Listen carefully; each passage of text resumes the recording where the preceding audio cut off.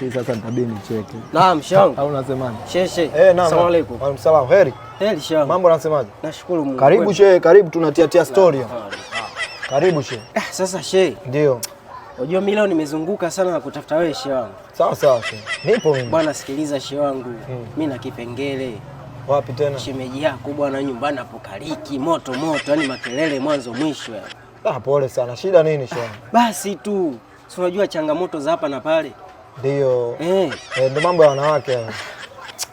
Shida kubwa nini shehe wangu? Mimi kama kumpenda nampenda sana. Yaani wallahi nampenda sana. Unajua nampenda sana. Ila sielewi tu shida nini. Sasa shehe, sikiza nikwambie. Naam.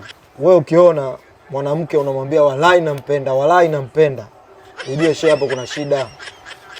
Hapo kuna shida. Tafuta hela shehe. Wanawake hawataki hayo mambo wallahi nampenda. Tafuta pesa. Sawa shehe wangu? No. Sema hilo nalo neno. Tafuta pesa shehe wangu. Sawa shehe wangu.